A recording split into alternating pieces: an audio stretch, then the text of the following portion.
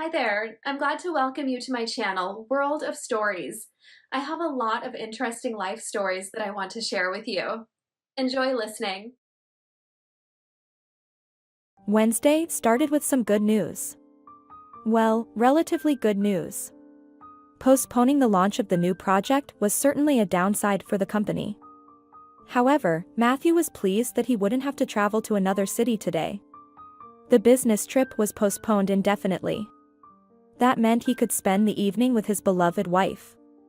She was still beloved and desired, just like during their honeymoon, even though it had been almost 4 years since their wedding day. Matthew still rushed home every day and tried not to stay late in the office because at home, Tiffany was waiting for him, a blue-eyed beauty with a voice like snow and dimples on her cheeks. She was like a living Barbie doll, always smiling, sweet, and charming. It was love at first sight. All other fleeting infatuations faded into the background when Matthew saw the new employee in the company's reception. She had just started as a manager with them. It was her first job after graduating from college. The attention from the deputy general director flattered Tiffany. It didn't take long for them to start seeing each other outside of work.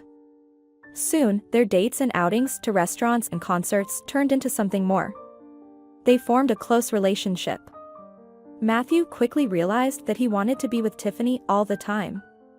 Within a week, he gave her an engagement ring, and a month later, the couple went to the registry office to file their application.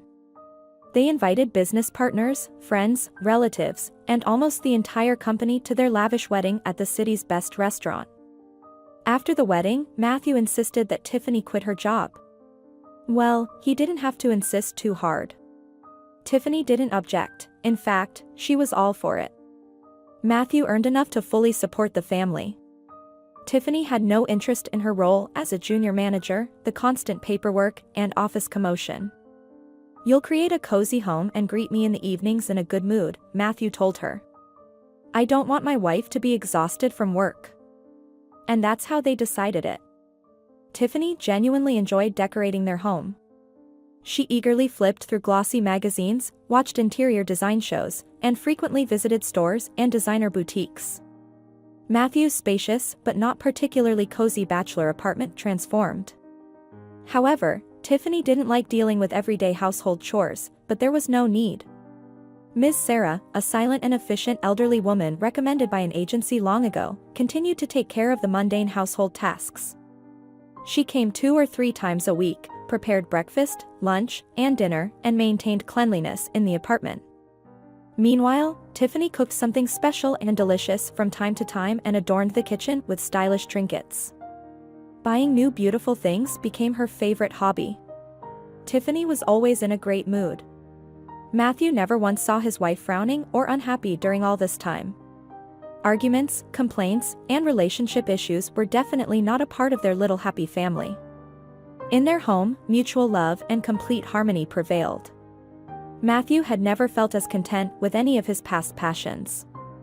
Although he had others to compare to. Women liked him, and practically none of them refused him, but modest Tiffany overshadowed them all. Although she herself had almost no experience in relationships with men. After her first intimacy with Matthew, Tiffany blushed and confessed that her only partner before her husband was a classmate. They used to have fun in a noisy student company, celebrating New Year at someone's apartment. Of course, they all drank heavily. Unaccustomed to alcohol, Tiffany gave in to a guy who had been pursuing her for a long time. The next morning, she bitterly regretted it and did not want to see him anymore. Since then, she kept her distance from members of the opposite sex. Her first experience had been too disastrous. However, with her husband, she felt liberated and happy, and for Matthew, his young wife became a true ideal. They didn't have any children yet. They wanted to enjoy some more time for themselves. They planned to have a baby later. Sometimes, Tiffany was interested in advertisements for fashionable children's clothing, expensive toys, and private centers for child development. They could provide all of this to their future child. For now, they simply enjoyed a carefree and comfortable life. 2 years passed. One day, after a business trip on his way home, Matthew stopped by a confectionery, bought a box of chocolate pastries that Tiffany adored. She could easily afford sweets and didn't need to diet, unlike many of Matthew's acquaintances' wives. Despite her love for various high-calorie treats, she remained slender, like a young birch tree. That's just how her body naturally was. Some people were lucky that way.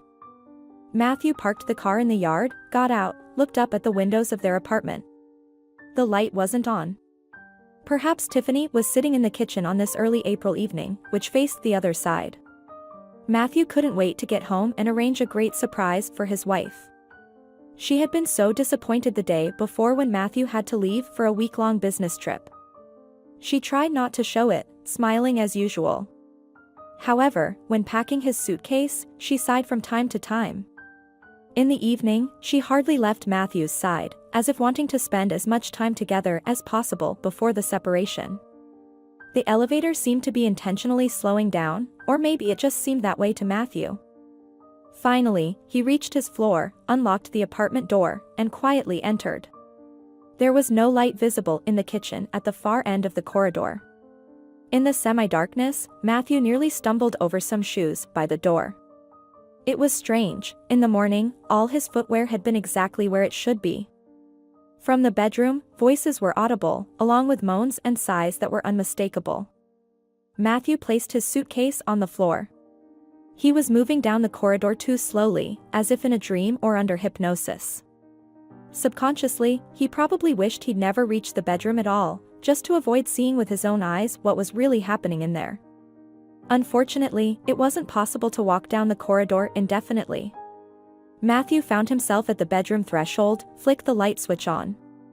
On the wide marital bed, there were two naked bodies. Tiffany screamed in fear and wrapped herself in a blanket, and her bed companion was Kevin, one of Matthew's closest friends. It seemed impossible to expect such treachery from Kevin, considering how many times they had helped each other and all they had been through together.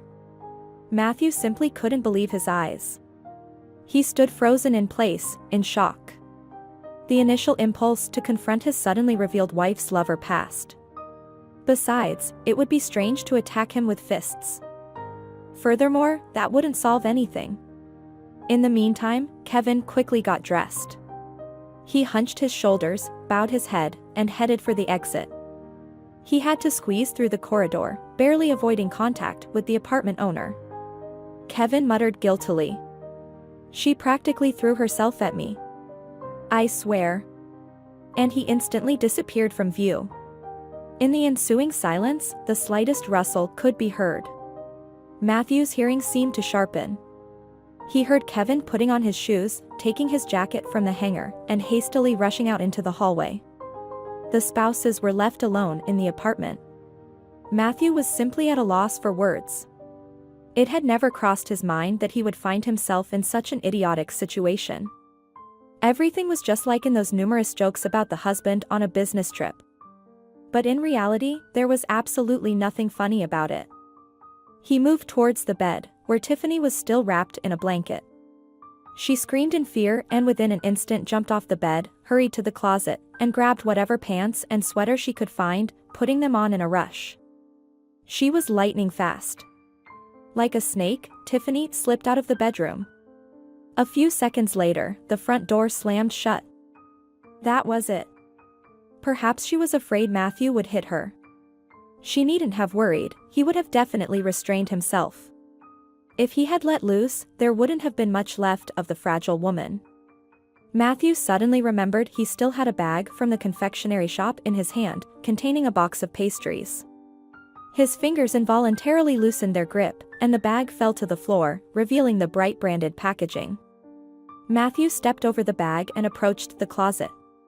He couldn't say for sure what he was searching for within half an hour, first on the shelves, then in the nightstand. Love letters, or simply something to occupy his mind? Tiffany's phone, where he might find text messages or at least call logs, remained out of Matthew's sight. Apparently, his wife had managed to take her phone with her. She had disappeared from the apartment so swiftly that it was hard to believe. Not long ago, this tastefully furnished dwelling had been occupied by a beautiful woman who seemed so sweet and devoted. And now everything had suddenly changed. Matthew had to adjust to this new reality. It was only now that Matthew noticed he was still in his jacket and outdoor shoes. He headed for the hallway, hung his jacket in the wardrobe, and changed his sneakers for soft slippers. Everything in this house was well thought out. Even the indoor footwear and other household items were chosen to match the interior, creating a harmonious, stylish, and comfortable atmosphere. But where was the caring hostess now? Tiffany's parents lived in a small town that was several hours away. There were no close friends he knew of. At least, Matthew wasn't aware of any. She had some acquaintances, women she occasionally met at shopping and entertainment centers, cafes, and beauty salons. But it was unlikely that they were close enough to take in a fugitive. Where could she go in the big city? Matthew discovered his wife's bank card when he aimlessly sifted through her things. The card slipped out of a pocket. This meant Tiffany was practically penniless on the street. Perhaps she had some cash in her purse, but it couldn't have been much. What if she had run to her lover? Matthew's fists clenched involuntarily. What was it that Kevin had muttered? She threw herself at me. After such words, it was unlikely that a woman could expect any support. Although, who really knew? As Matthew had recently discovered, he didn't know his wife at all. He had created the perfect image and wholeheartedly believed in it. It was still possible that Tiffany would seek shelter with her older sister. In a residential area on the outskirts of the city. Before marriage, Tiffany had lived with her sister. But what did Matthew care? He would like to erase that traitor from his mind forever. Of course, you couldn't simply erase your legal wife from your life. He would still have to figure something out. There was no escaping it, but at least for today, he wanted to drown out the dark thoughts and erase the nightmarish episode in the bedroom. He turned on the light in the kitchen. It was already completely dark outside. Through the evening clouds, a dim moon peeked through. Matthew suddenly realized with deadly clarity that he had absolutely no one to share his woes with. He felt ashamed in front of his friends. He could confess to anything, but not this. Sharing with his parents, something told Matthew that his mother and father would make it clear they had been expecting something like this all along. They had never accepted Tiffany from the very beginning. Their relationship with her had been polite but cold. After the wedding, there was almost no communication. Besides, Matthew himself had started visiting his parents less frequently and calling them only on occasion. It was frustrating that they persistently ignored his wife, whom he had sincerely adored. Well, it turned out his parents had been right all along. In short, there was no one to pour his heart out to. Pet owners could at least have heart-to-heart conversations with their pets. Unfortunately, there were no furry companions in this apartment. Matthew had once mentioned that it would be great to get a dog or a cat, but Tiffany's response had not been enthusiastic. She had replied, "You don't have time for a dog, and I don't really like them. A cat would leave fur all over the place, and she'd easily scratch up your leather couch. Plus, you already have your own little kitty." Tiffany curled up into a ball on the very same leather couch in the living room and purred like a real affectionate cat. This topic was never discussed in the family again. Matthew opened the refrigerator. His eyes immediately fell on a glass bowl with salad. It was the same salad that Tiffany had served in the morning when she saw him off on his business trip. She had meticulously chopped the vegetables, dressed them with olive oil, sprinkled them with finely chopped herbs and ground spices. Meanwhile, she had been planning her rendezvous with her lover. Matthew's stomach churned. He slammed the refrigerator door shut. He remembered the box of pastries lying on the bedroom floor. The box had not opened. Everything was fine. Excellent snacks. Although he was not usually a fan of sweets. In the kitchen, Matthew reached for a bottle of whiskey from the top shelf. That evening, which had smoothly transitioned into the night, he got drunk to the point of complete oblivion for the first time. He didn't remember how he ended up on the kitchen couch or when he fell asleep. Morning greeted him with a hangover and memories of yesterday's scene, which he so desperately wanted to erase from his mind forever. More precisely, it was no longer morning, it was approaching noon. His phone displayed several missed calls from work. Matthew was just pondering an excuse to avoid going to the office when his phone rang with a cheerful melody. It was Steve, his former classmate, closest friend, and business partner. Matthew and Steve were co-owners of their joint company. "Buddy, where have you disappeared to? And where are you right now?" "At home. Forget how many tasks we had planned? They've been calling you all morning. We've already called everyone. Come on, get going. Be at the office in 20 minutes. We have a meeting with suppliers at 1:30, by the way. So, don't dawdle. Steve, you better handle things there yourself. I won't be able to come today. Are you sick or something?" "Yes. I mean, no. I'll try to come to work tomorrow." There was a pause on the line. "Why does your voice sound so strange?" Steve seemed to be suspecting something was wrong. "Nothing happened." "Okay, stay at home. If your conscience allows," Steve abruptly ended the call. Matthew understood perfectly well that he was letting down his partner, but he genuinely didn't have the energy to get up, go to the office, and pretend to be working actively. Plus, he couldn't get behind the wheel in his current state. As he washed his face with cold water, trying to regain some composure and reflect on the situation, the doorbell rang. Could it be that Tiffany had decided to return? However, standing at the threshold was Steve, who had managed to rush over from the office in a record 15 minutes. "Are you going to keep your guest waiting at the doorstep?" "No, of course not." "Come in," Matthew muttered, trying not to look his companion in the eye. Steve went straight to the kitchen. He discovered the remnants of a solitary late-night feast and an almost empty bottle. "Have you gone crazy drinking so much? It's the middle of the work week, after all. Come on, spill it, what happened? And where's your beloved, by the way? She no longer lives here."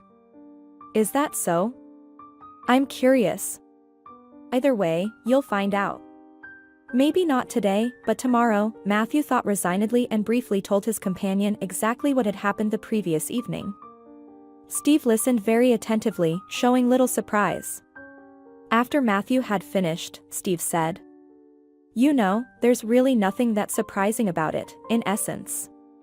I always thought your marriage wouldn't end well," Steve remarked, and this was pure truth. From the very beginning, Steve had been cautious about Matthew's wife. "She's as dumb as a brick. Even when she first started working at our company, she was incredibly slow, and she certainly didn't get any smarter. A typical kept woman. All she knew how to do was spend money on beauty salons and clothes, and she simply used you. Everything was fine with me until yesterday." Matthew added, for the sake of fairness. "Of course, it was fine. You became a doormat right away. It was disgusting to watch. Then you shouldn't have watched. All right. Don't get worked up. What now? Let's have lunch instead." Steve washed his hands and took charge in the kitchen. He quickly prepared scrambled eggs with sausage, placed the sizzling skillet on the table, and started slicing bread. He found a jar of pickles in the fridge and poured a generous portion of brine into a large cup, which he placed in front of Matthew. "A real bachelor's breakfast," Steve said as he sat down opposite Matthew and asked, "Are you going to get a divorce? What do you think? Or should I forget and forgive?" "You don't have to. In general, if you need advice on this matter, just ask. I have quite an experience with it," Steve said without exaggeration. He had been through 2 divorces himself, the first with loud scandals and lengthy property division. "It's hard to get divorced only once." Steve smiled. "After that, it's not as terrible." "Of course, you didn't have a prenuptial agreement, did you? It's a shame that, according to the law, infidelity doesn't play any role. You can fool around on the side as much as you want, and your rights remain the same. Well, let's tough it out. If your wife starts making claims, we'll find you a sharp lawyer. The fact that there are no children involved makes things much simpler. You'll defend your property somehow. Let another fool look for money elsewhere next time. Be more careful when choosing a wife. It's not about the money, Matthew said quietly. It just hurts that she walked all over me. To some extent, Steve was right. In the past, Matthew didn't view relationships with married women as something terrible or deceitful. Moreover, they were usually fleeting. They met, had a pleasant time, got away from their everyday routine, and then dispersed without any mutual commitments. No one seemed to get hurt. But now, Matthew had found himself on the other side and experienced firsthand what it meant to be deceitfully betrayed. All right, Steve summed up. Everything happens in life. So, don't mope around, and whatever you do, don't sink into depression. Business doesn't forgive that. Tomorrow, make sure to be at work. Agreed. 2 hours after Steve left, Matthew's phone came to life again. This time, it was Tiffany's sister, Miranda. Matthew, hi. I heard about what happened there. She's with me right now. Matthew immediately knew who she referred to. There was no need to clarify. What do you need from me? Matthew asked. He had been avoiding arguments with Miranda, but he also had no desire for lengthy conversations with her. Can I come over today? I'll pick up her documents and some of her things, if you don't mind. I don't mind. Come over. I'm at home. Miranda arrived fairly quickly, looking somewhat guilty. She slipped into the hallway, hung her short coat on the hanger, and removed her pointed boots. Matthew, I don't even know what to say. I really didn't expect this. Tiffany came to me yesterday, in tears. She admitted that you caught her with someone and almost killed her afterward. That's not true. Matthew replied. I mean, it's true that I caught her, but it's a lie that I almost killed her. I didn't lay a finger on her. I suspected as much. She's been prone to exaggeration since childhood. The sisters were completely different. Neither in appearance nor in character did they resemble each other. Miranda was Matthew's contemporary, 6 years older than Tiffany. She was also attractive in her own way but more down to earth. She wasn't as ethereal and delicate as her younger sister. Miranda had a round face, chestnut eyes, and a womanly figure. She was serious and not very talkative, with a low, velvety voice. I couldn't just put my own sister out on the street, Miranda continued. So, I've put her up at my place for now, in my daughter's room. My husband isn't thrilled, but what can we do? We'll figure something out later. We decided not to tell our parents. No need to upset them prematurely. That's the right decision, Matthew agreed. All right, so I'll take her documents, okay? And some of her things too. Our sizes are different, and she rushed over in whatever she was wearing. Of course, Miranda. Take her stuff. I have no use for it. Together, they went into the bedroom, and Tiffany's sister began choosing what she would take first. Tiffany had accumulated a lot of things over time. They could only take a small portion in one go. A roomy sports bag quickly filled up and ballooned to its limit. She also asked me to take her fur coat, Miranda mentioned. Miranda took a lightweight mink fur coat off the hanger, attempting to fold it. No, not today. Maybe next time. It's spring already, she said. It was clear that Miranda was irritated with her sister, who had suddenly shown up at her home with a bouquet of problems. She barely mentioned her sister by name, as if she had enough of her own concerns. Now she had to deal with the difficulties that her younger sister had created for herself. Miranda packed Tiffany's documents into her leather handbag, along with some small items from the bathroom that Tiffany had requested. All right, I'll go now. I still need to make an appearance at work, and then I have to do some grocery shopping. Tiffany promised to cook lunch and dinner, but I doubt I'll get any help from her.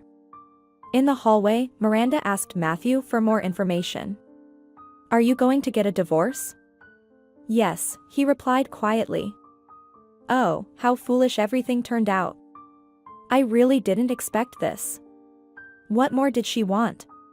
She lived like a queen, everything ready for her. I wish I had a husband like you. I hope we'll remain friends. Of course, Matthew tried to smile, but it didn't come out very well. Miranda smiled back and hurried to the elevator. In any case, I'm not saying goodbye. Call me if you want to talk or need anything. After this visit, Matthew was left with a strange, uncertain feeling. Perhaps it was because Miranda, with her presence alone, reminded him of Tiffany. Matthew turned on his computer and immersed himself in studying documentation for a new project, trying to distract himself when another call came in. This time, it was from an unknown number. Matthew? Yes. I apologize for the intrusion, a female voice continued. My name is Amelie. I'm Miss Sarah's niece. She had an accident yesterday. She slipped and fell when she was getting off the bus. She's already back home, but she won't be able to walk normally for 2 to 3 weeks. Just what he needed, one problem after another. Please convey my regards to her and wish her a speedy recovery. Is there any help needed? No, thank you. We'll manage. But Aunt Sarah is very concerned that she can't work right now. She asked me to replace her. I can come today to clean, cook, and do everything she usually does. Would you mind? Indeed, Miss Sarah was supposed to come today and take care of her usual household chores, but nobody had insurance against accidents like this. All right. Come over anytime. I'm home all day. Thank you. I'll be there in about 40 minutes. Outside, a heavy rain had started, pounding incessantly on the windows and glass. The wind howled mournfully, as if it were no longer spring, but the gray, melancholic autumn had returned. Just the kind of weather to match Matthew's mood. Amelie arrived around 40 minutes after her call. Matthew opened the door for her and let her into the apartment. His initial impression of Miss Sarah's niece was less than stellar. She was soaking wet, about 30 years old, wearing a long dark coat with a heavy bag on her shoulder and not a trace of makeup on her face. She looked like a typical housekeeper who hadn't paid attention to her appearance for a while. Hello. I'm sorry for my appearance.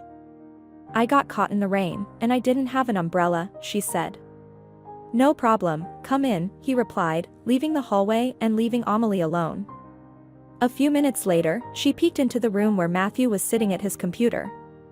Is there any urgent work? My aunt gave me detailed instructions on what needs to be done and where everything is located. Without turning around, Matthew replied. No, everything is as usual. Okay, Amelie said. After that, she didn't cross his path and didn't ask any questions. Only occasionally could he hear muffled sounds of the washing machine, the hum of the vacuum cleaner, and the quiet clinking of dishes from different parts of the apartment. Matthew almost forgot that there was a stranger in the house until Amelie reappeared at the doorway. Lunch is ready. Please, join me at the table. In the kitchen, all traces of the bachelor's breakfast had disappeared. The dishes were sparkling, and everything else was equally clean. On the table, there was a plate of hot soup, steam rising from it, a freshly prepared salad, and a sliced pie. On the stove, a frying pan held a batch of golden brown cutlets.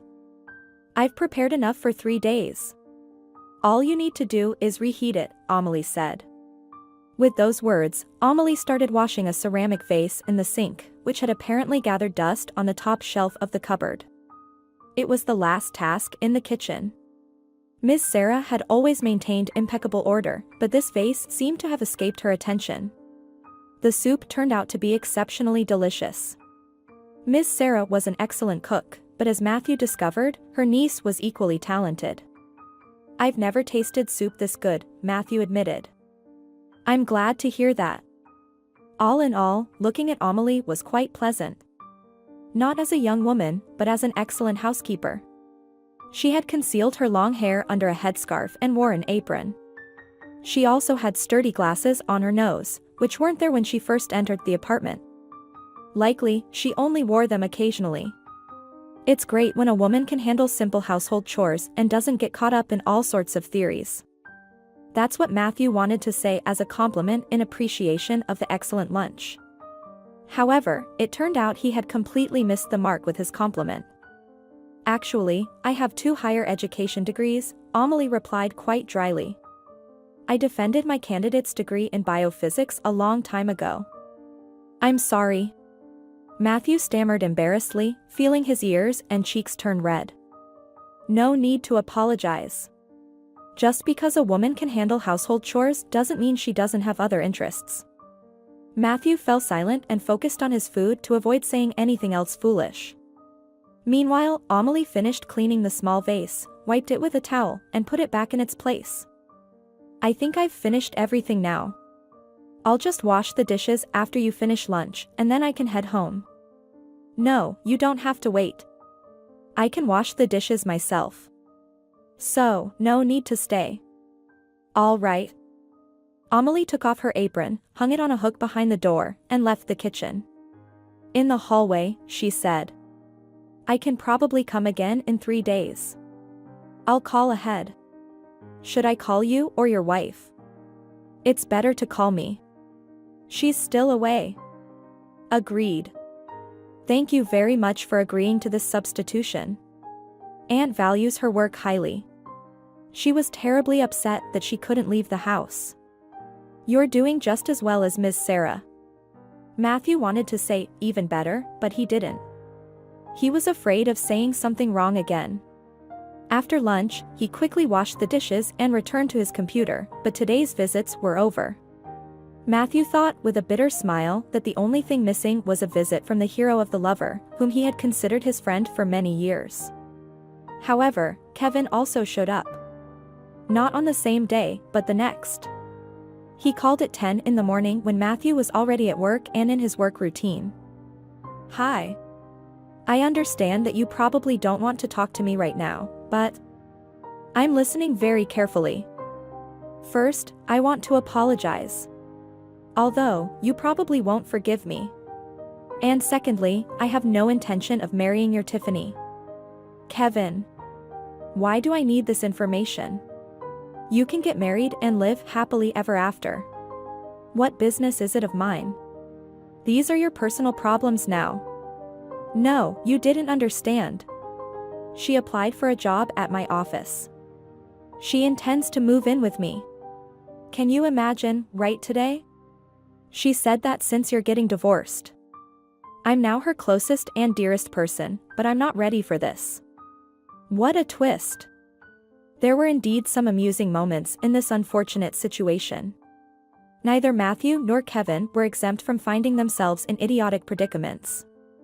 Barely containing his laughter, Matthew responded with the utmost seriousness. No way. If you've slept together, you should get married.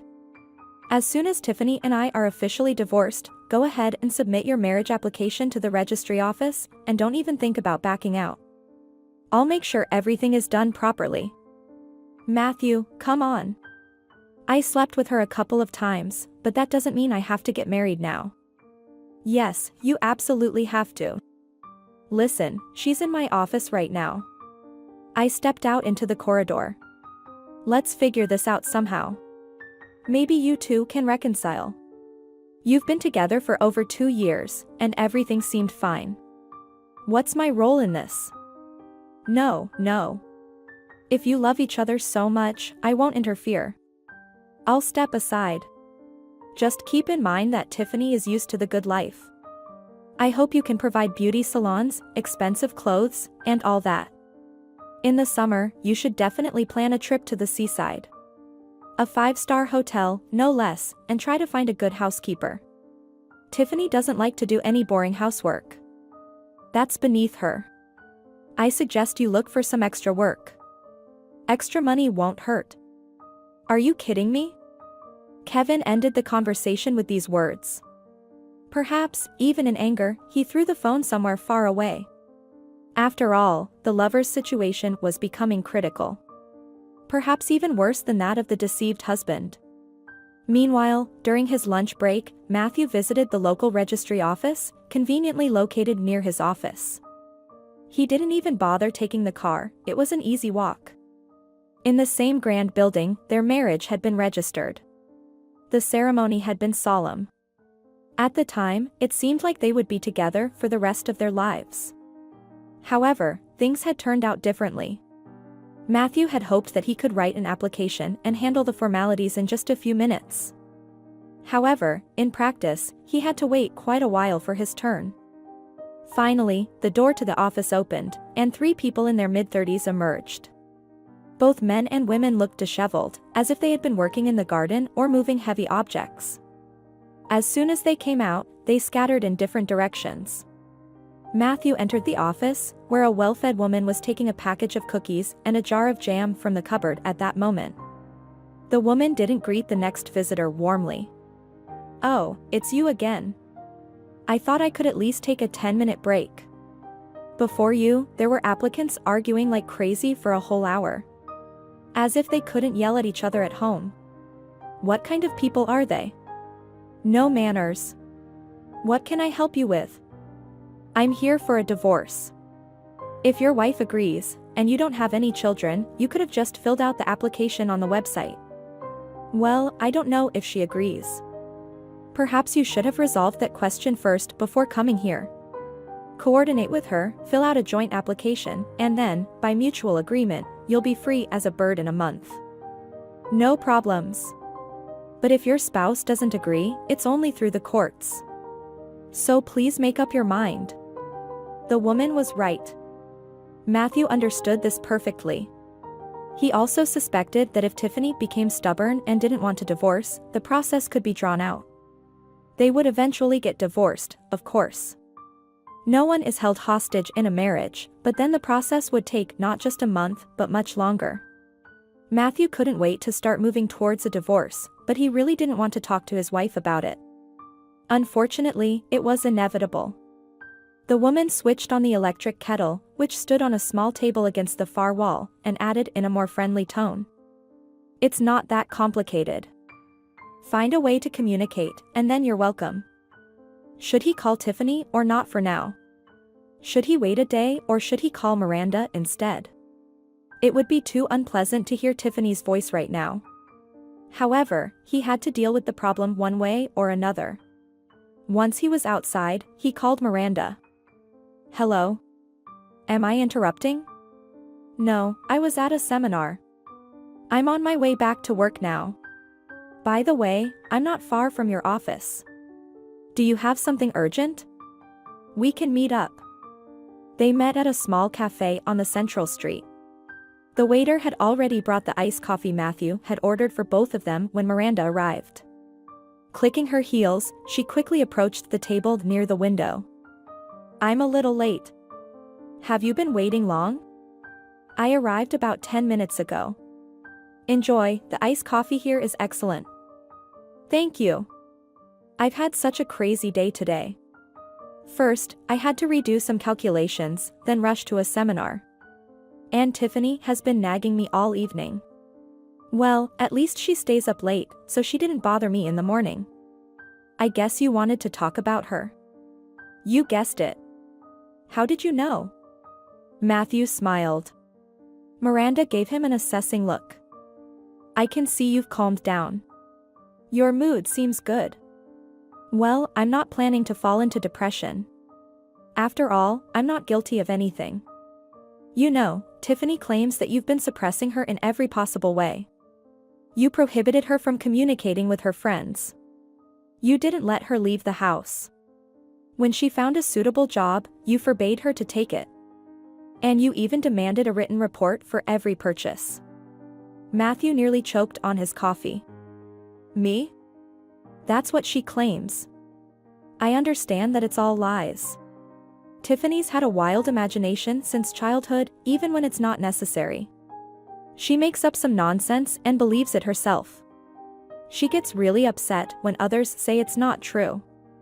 I hope she'll believe that it's time for us to divorce," Matthew said. "That's what I wanted to discuss. I mean, to ask you to convey it to her. We can easily and quickly do it by mutual consent. We'll write a joint application and all that, and then just forget about each other. She can take her clothes and trinkets, but she shouldn't count on anything else." "Well, I'm not sure, Matthew. I understand that she's not planning to divorce right now. At least not with this, what's his name? Kevin, unless he promises to marry her. Did she tell you that herself? Her plans change every 15 minutes. Sometimes she plans to reconcile with you, and then she wants to contact this guy. I don't know exactly what she'll try first. She said she might move in with him soon. Apparently, she was planning to discuss it with him tomorrow. I'm aware. She already tried to settle this issue this morning. Kevin is against it. Very strongly against it. Miranda immediately looked gloomy. So, it looks like my little sister is staying on my shoulders again. Unless you take her back. And I already have enough of one family member to support. Miranda was referring to her husband, Nicholas, who considered himself an unrecognized genius in the field of design. Employers, for some reason, didn't share this opinion. After each employer fired him for missed deadlines or failed projects, Nicholas would be unemployed for several months. Fortunately, Miranda worked as an accountant at a large firm and could support her husband and child with her salary. Of course, without extravagances, but the family could get by, pay the bills, and buy necessary items and groceries. It seemed that Nicholas was currently going through one of those periods when he could lie on the couch all day and contemplate his own talents and brilliant prospects. He also spent a long time sitting at the computer, creating projects for himself, as he put it. Unfortunately, his creations didn't impress potential clients. Now Tiffany had moved into their cramped two-bedroom apartment as well. Maybe she really should find a job? Matthew suggested. I already hinted at it, but Tiffany said it would take time. At least 2 to 3 months. She's not ready for work yet, she's depressed. I see. All that was left was to sympathize with Miranda, who had enough of her own problems. You should come to my place sometime. Maybe even today. You can pick up the rest of her stuff and some jewelry. You can sell some of it if needed for the time being. Oh, that would be great. Yeah, I'll drop by your place tonight. We're tight on money right now, and Tiffany has expensive tastes. But who am I telling this to? You know it all too well. Parents spoiled her rotten, and then you came into the picture. I mean, you met her. Miranda got up from the table. I'm not saying goodbye. See you tonight. Well, I have to go. There's still a ton of work in the office. She lightly touched Matthew's cheek with her lips and quickly headed for the exit. A few minutes later, as she stood on the street, she tapped her fingers lightly against the window pane. Matthew waved to her in response. Suddenly, the thought crossed his mind that outwardly Miranda was no less attractive than her sister. She didn't seem like the type to deceive or cheat. Miranda just seemed unlucky in her marriage. That's why she was always busy and rarely smiled. Returning to the office, Matthew noticed an unusual amount of attention from the female members of the staff. Of course, the co-owner of the company had always been popular among the local ladies. However, today they practically attacked him. In a matter of hours, about 10 of them approached him under various pretenses. One time they treated him to homemade apple pies. 3 times they offered to help him retrieve folders with documents. Twice they invited him for tea in the accounting department. In the end, Matthew had had enough, so he took refuge in Steve's office. Listen. Our ladies won't leave me alone for a minute. Do you know what happened to them? Steve shrugged. Maybe they sense that you're single again? A desirable bachelor shouldn't go to waste. That's probably what they think. Women's psychology. No, that's enough for me. How could they have known? Telepathically? Do I have it written on my face that I'm getting a divorce? Telepathically, of course.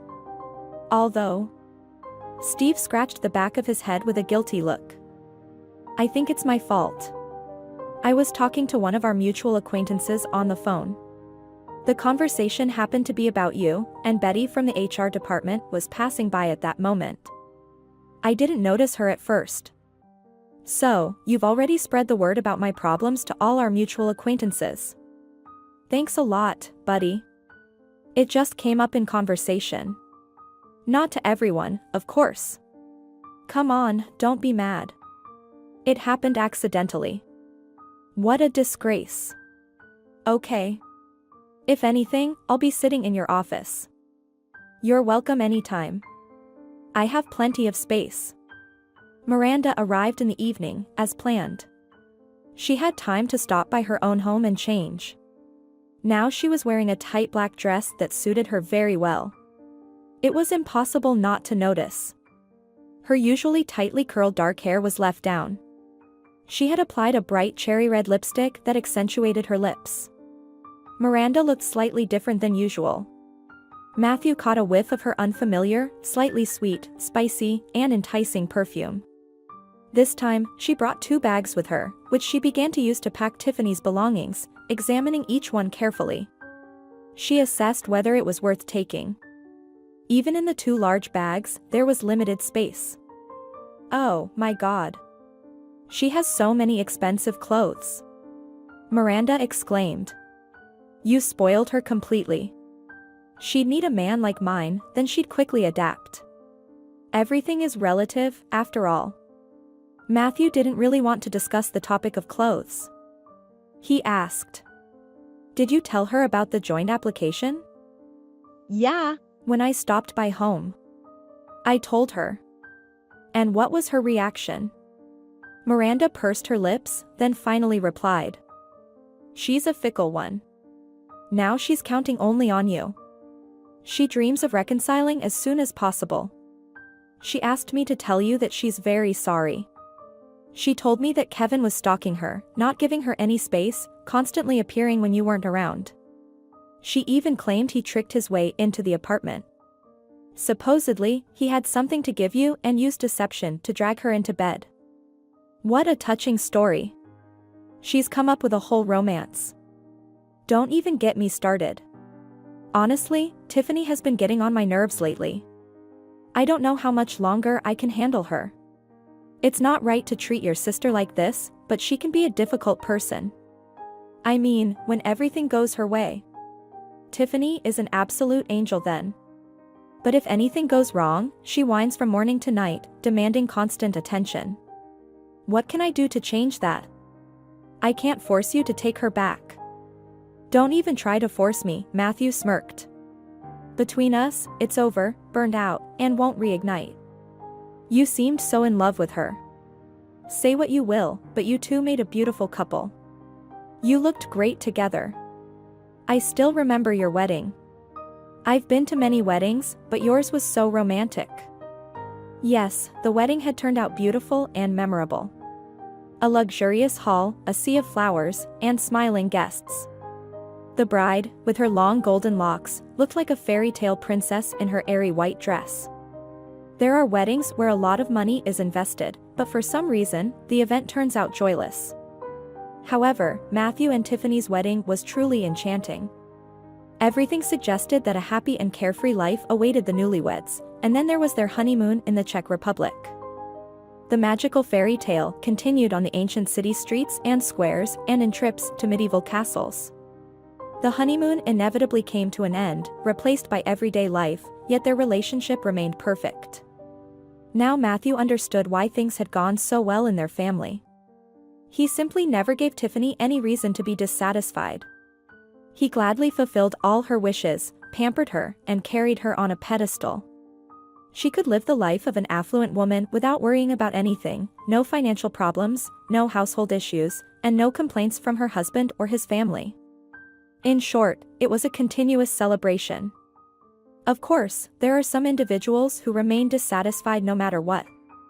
Whether the pearls are small or the furs not the latest fashion, Tiffany was not among them. At least as long as she was content.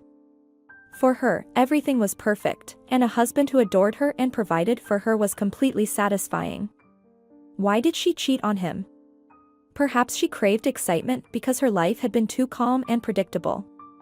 Maybe it was simply due to foolishness? But who could unravel her motives now? The relationship was irreparably broken. Yet, the image of a young bride in her white wedding gown with a veil still lingered in Matthew's mind. Why did Miranda have to remind him of the wedding? He had only met Miranda briefly once before the wedding, and he hadn't even paid much attention to her. But at the wedding, Miranda was, perhaps, the second most beautiful woman there. That is, if you don't count the bride. Miranda looked stunning in her long burgundy dress with a deep neckline. Her brown eyes sparkled, accentuated by eyeliner. Her dark, thick hair cascaded down her shoulders in glossy strands. If the bride resembled a princess, her older sister looked like a queen. And that wasn't an exaggeration. Next to Miranda, her husband, slightly hunched and already balding, seemed completely colorless and uninteresting. Matthew had thought back then that Miranda could have chosen a more suitable life partner. However, all of that was in the distant past. The wonderful wedding, the plans, the hopes, and dreams were all history. In the meantime, Miranda struggled to zip up the second bag. Matthew found and placed a jewelry box on the bedside table where Tiffany kept her accessories. "You can take these as well," he said. Miranda opened the inlaid lid slightly and sighed. Yes, this isn't just any costume jewelry. The collection was indeed impressive. Matthew had spared no expense on gifts. Tiffany had even taken her unique wedding ring with her. Well, she practically hadn't taken it off. She was wearing it during the memorable scene in the bedroom before she left the apartment. However, the other pieces of jewelry were equally exquisite. Once upon a time, Matthew had chosen these pieces with pleasure, imagining how delighted his beloved wife would be with each expensive gift. "You really are a knight," Miranda said sadly. "Someone else might not have given back all these expensive trinkets." "What kind of knight am I?" Matthew waved it off. "I'm a complete pushover. Keeping the baubles I gave myself, that's not manly at all." Matthew listened to Miranda's stories about her friend's ex-husband who had taken everything he could during their divorce, down to the last detail. People came in all shapes and sizes, and some were such cheapskates that it was astonishing. She transferred the jewelry boxes and velvet cases into a bag, tied it tightly, and placed it in her purse. Let Tiffany decide what she wants to keep and what she can sell for some quick cash.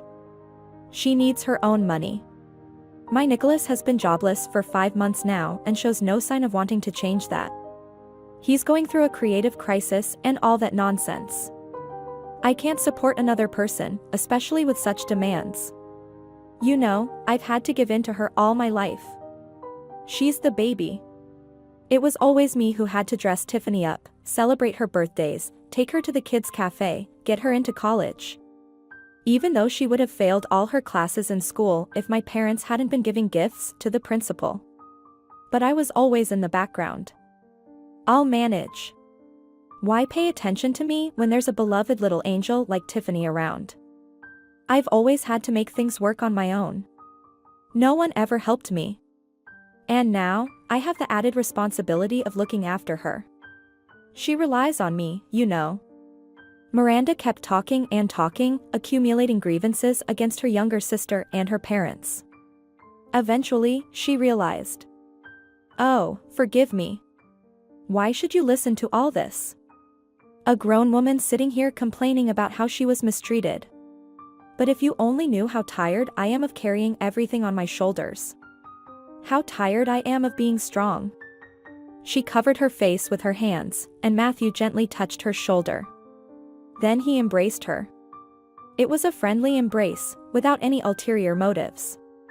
Yet, in the next second, they found themselves locked in each other's arms. A minute later, they were both on the wide marital bed, which had remained empty for 2 nights.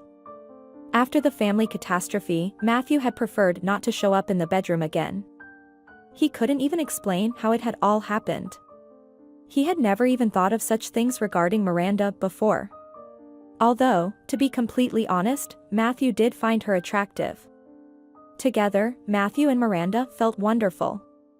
Although later on, they both felt awkward about it. Miranda sat at the edge of the bed, buttoning her dress and trying to fix her hair. Eventually, she gathered it into the familiar bun at the nape of her neck. It's amazing how it happened. I've never cheated on my husband before, but he simply drove me crazy. You won't believe how difficult he can be. I've been enduring for so many years, and there's no end in sight. Miranda guiltily looked into Matthew's eyes. That's how it goes. I judged Tiffany, but here I am. Let's not talk about her tonight, okay? Matthew suggested. Whatever you say, Miranda agreed. And remember, I don't want anything from you. What happened, happened. We can't undo it now. I liked you from our very first meeting, but back then it was taboo. I envied my sister for having such a man, although I would never have admitted it. Almost nothing has changed now. Except you're single, and I have a family, a child who needs a real father, and that's a lifelong commitment. Miranda got up from the bed, holding one of the bags in her hand. All right, I'm heading home. How will you manage with all this baggage? I'll give you a ride, Matthew offered. Okay, but then we'll try to forget what just happened. Promise? Matthew nodded, though he wasn't entirely sure if he wanted to forget the closeness he shared with his sister-in-law. Everything had become so complicated, intertwined into a tight knot. Two sisters, so different. Maybe in the morning, with a fresh mind, he'd come up with some resolution. For now, he had to go back home alone. Back to the apartment that now felt so vast and empty. Nevertheless, life went on. Not too long ago, Matthew thought that he would avoid women for a long time. He believed he had nothing ahead of him. Life was shattered into pieces, unfixable. But reality turned out slightly different. People could quickly shift their focus to something new, putting their troubles and disappointments on the back burner. Although it wouldn't disappear from memory entirely, it would be pushed aside. Yet, one nagging thought remained: he had acted just like Kevin. He had slept with a married woman who was willing. He had taken advantage of an opportunity. So, how was he any different from Kevin, who he considered a complete scoundrel? True, their family situations were different, and Matthew was not a friend of Miranda's husband. But in essence, the situation was the same. If anything, Matthew's situation was even worse because he was still married to Miranda's sister. He immersed himself in work, deciding to postpone the final decision on the divorce for a few more days. After all, the exact date didn't play such a crucial role. They would still officially divorce, and the issue would be closed. Time flew by unnoticed, and at the appointed time in the evening, Amelie arrived, calling ahead. Today, she seemed quite attractive to Matthew. The last time Amelie had appeared, she had been soaking wet through. Besides, Matthew hadn't been in the mood for new acquaintances then. Now, he couldn't help but notice her beautiful figure and well-defined facial features. Amelie's smile, despite her serious and businesslike demeanor, was exceptionally charming. Amelie was busy in the kitchen when Matthew, sitting in the living room, received a call from an unfamiliar number. Hello? Matthew, did you recognize me? I deliberately called from a different number. Matthew was taken aback by the voice on the other end of the line. It was a voice he hadn't heard in a long time. Tiffany? Is that you? Matthew recognized that voice among 100,000. It was Tiffany's soft and melodic voice. Matthew's heart froze. Then, suddenly, it started pounding so hard that he lost his breath. Why aren't you answering? Let's talk. I'll explain everything. You just misunderstood.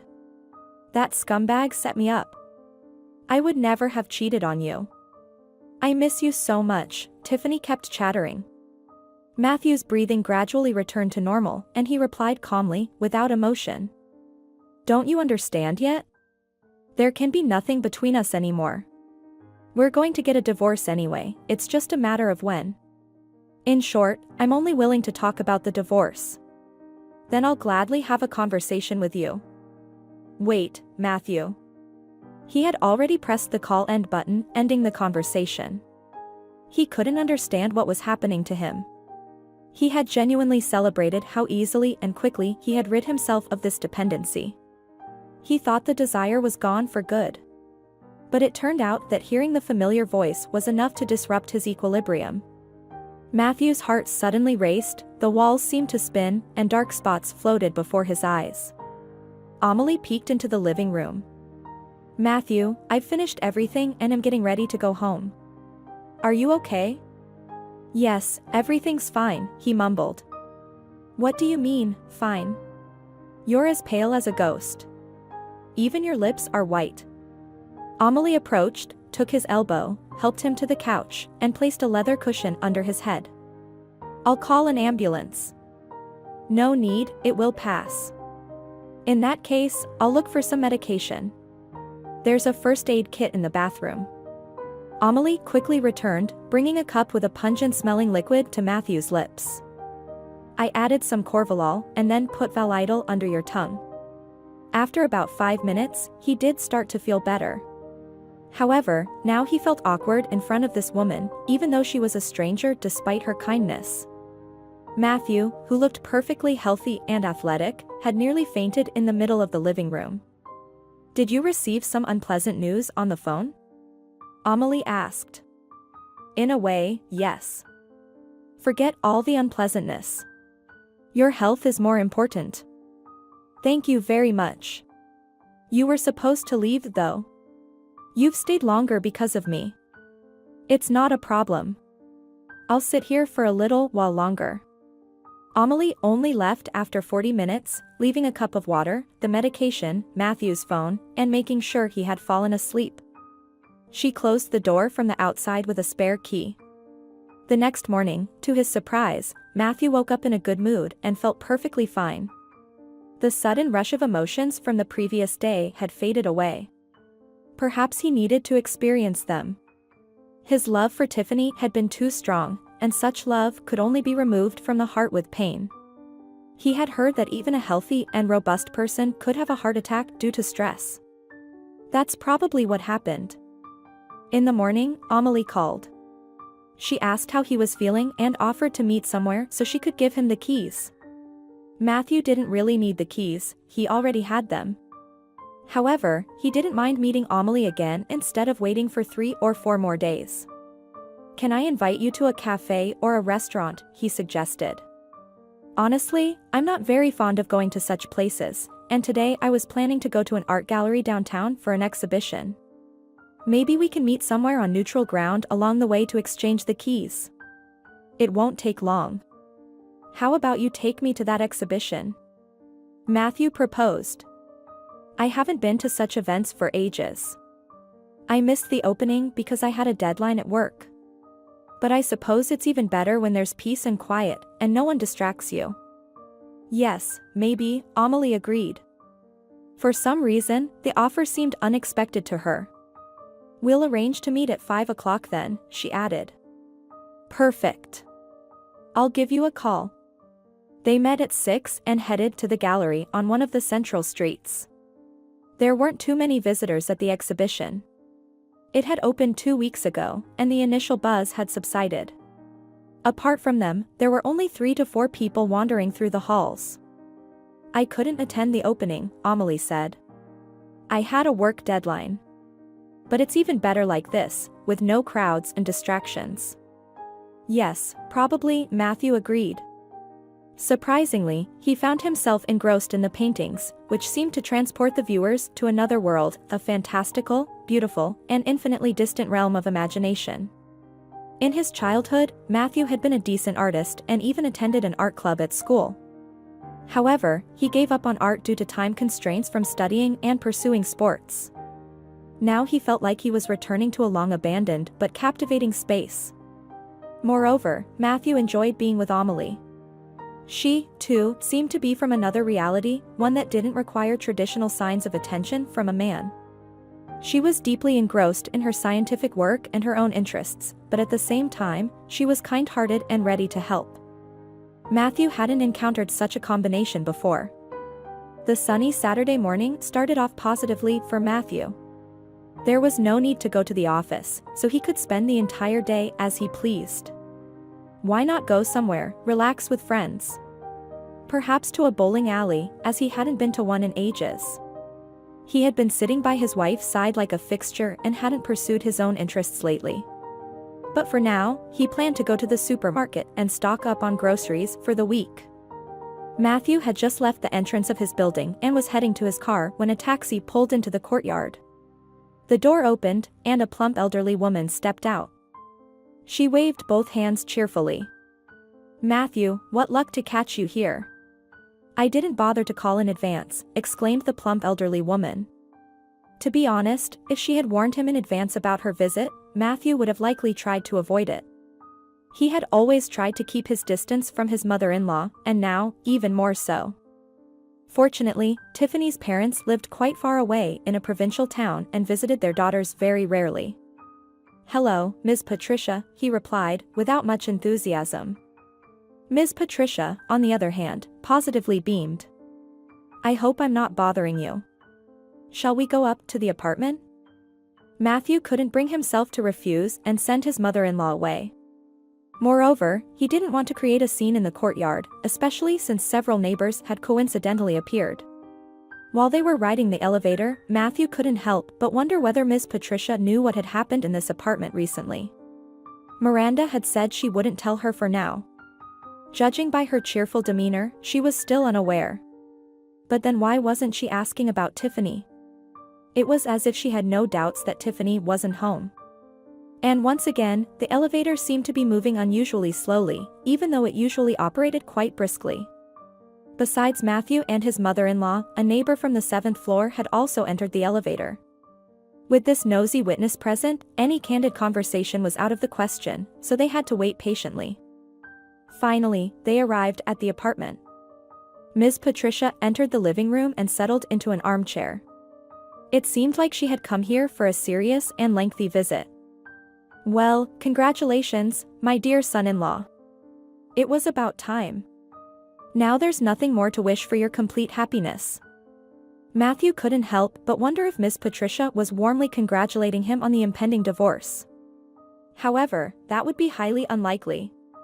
"What are you talking about?" he asked cautiously. "About the baby, of course. Do you want a boy or a girl? Although it doesn't really matter, as long as it's healthy." "What baby?" "Yours and Tiffany's, of course. She's been pregnant for over 2 months now.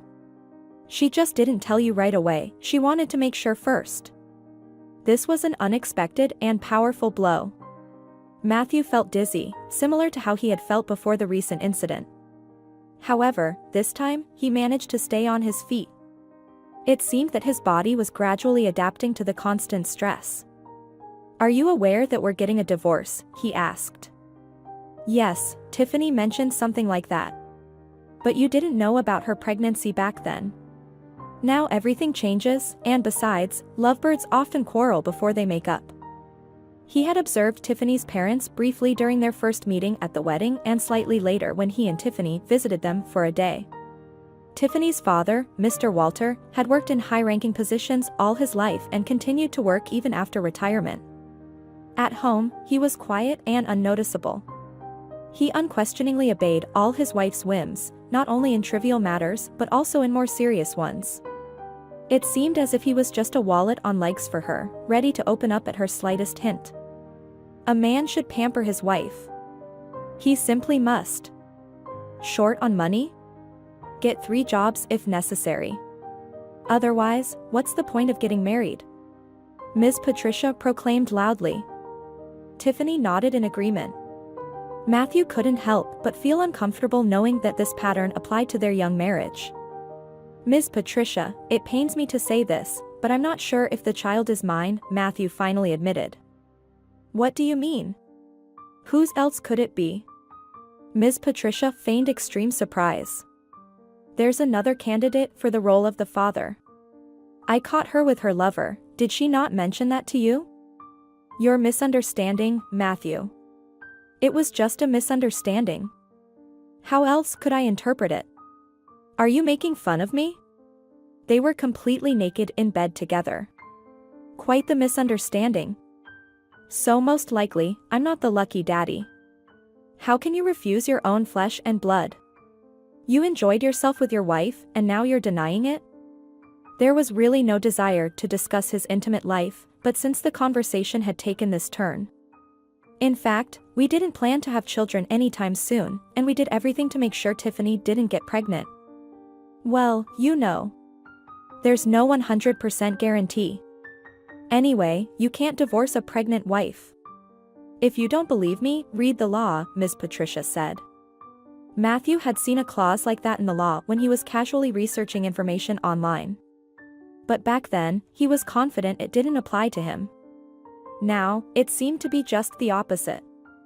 There was a vague hope that this news was just a ploy by Tiffany and her mother to stall for time. Ms. Patricia seemed to have read his thoughts and sweetly smiled again. "Matthew, if you don't believe me, Tiffany has a doctor's certificate. Do you really think my daughter would speculate on something as sacred as motherhood? How can you doubt your own wife?" "I'll believe the certificate, but I won't believe Tiffany," Matthew muttered. "I knew you'd say that." Ms. Patricia chastised him with pursed lips. "Just in case, I brought it with me." She rummaged in her bag and pulled out a plastic folder from which she extracted the precious document. "Here, you can see for yourself. It's a 9-week pregnancy." The certificate seemed trustworthy. It wasn't some suspicious photocopy, it was an original document issued yesterday. It all seemed in order, the stamp, the seal, and the signatures. "All right. Thanks for the information," Matthew forced out. "Should I tell Tiffany that you're waiting for her at home? Miranda's apartment is cramped, and the conditions aren't suitable, especially for a pregnant woman. No need to pass on any messages. We'll figure it out ourselves." "Well, all right. I have no doubt you'll handle it like a real man. Tiffany adores you." Ms. Patricia continued to pretend that everything was fine. "You two are such a wonderful couple. All misunderstandings will be forgotten." Ms. Patricia rambled on about family happiness and family values for a while longer. Matthew silently listened. Eventually, she finished her speech. "I think it's time for me to go. I'll call a taxi, stop by Miranda's to surprise Tiffany, and then we'll go shopping together. It's been a while since I've been out. It's time for me to update my wardrobe. My husband just received his pension." Soon after, Matthew's mother-in-law left. Left alone, Matthew fell into a state of quiet horror. Yes, that's exactly what it felt like, a state of quiet horror. All his plans to start a new life had crumbled in an instant. Divorce in the near future was impossible. Matthew could have reconciled with that if he was confident in his paternity. But it was quite the opposite. His certainty that the child's real father was his wife's lover stood at 99.9%. So, what should he do now? At the very least, he needed to calm down, stop pacing around the apartment, and get a grip on himself. Matthew brewed some coffee, took a sip, and called Kevin. "Hey." "Hello," Kevin replied, clearly expecting something fishy. "Listen, I wanted to ask you. When did everything start between you and Tiffany?" There was a brief pause. Apparently, the person on the other end was weighing his response and considering the potential consequences. "Why are you silent? Just answer honestly. I don't have any personal grievances against you." "Well, yes. It started about 3 months ago. In the winter, to be exact. Remember, we were at Tom's birthday party, and she was still dancing with me, getting close, batting her eyelashes." Matthew recalled that moment. Yes, Tiffany had danced with Kevin a few times, but in the dimly lit nightclub, Matthew hadn't noticed anything suspicious between his friend and his wife. It hadn't even crossed his mind. After all, he trusted Tiffany unconditionally. "You said it was just a couple of times?" "If I'm completely honest, it wasn't just a couple of times. Probably about 10 times, I guess. You're not always home, and she's not always with you. Most of the time, it was at my place," Kevin added. "She gave me her number after that birthday party. I called her the next day, and then things started rolling." "I see," Matthew said. "She just has that kind of personality, I guess. I noticed even before that she looked at other guys. But I'd never have started anything if not for her." Matthew decided not to share the news he had learned from his mother-in-law. He wanted to wrap up the conversation with his former friend as quickly as possible. Where does a modern person turn when they encounter problems they don't want to share with anyone, not even close friends? Right, the internet. Matthew, of course, also turned to the World Wide Web for help. He soon realized that he wasn't alone in his predicament. When you're not alone and you're part of a group of people with similar problems, it immediately feels easier. Demand breeds supply. Once he initiated his search, offers from various clinics for paternity tests flooded in. Science doesn't stand still and provides unlucky husbands and lovers with a chance to verify the truth with a DNA test. You can simply find out for yourself how things stand in this regard. By paying more, you can get DNA test results that have legal validity and can be used in court. Matthew was surprised to discover that they even offer prenatal testing these days. You don't have to wait for childbirth. Moreover, the test poses no risk to the child. It only requires a blood and saliva analysis from the mother.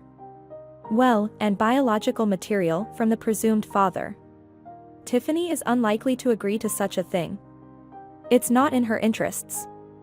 We'll probably have to wait another 7 months, but there's still hope on the horizon. Hope not to become a simpleton who is shamelessly used. The next week came. Both sides remained silent and did not make any contact. There were no phone calls or meetings. Everyone was waiting for something. In the meantime, they had to address the impending issue. Postponing it indefinitely was unrealistic. Matthew's only relief came in the form of another meeting with Amelie when she came to his house again, but unfortunately, things didn't turn out as rosy as Amelie seemed to think. She announced as soon as she entered.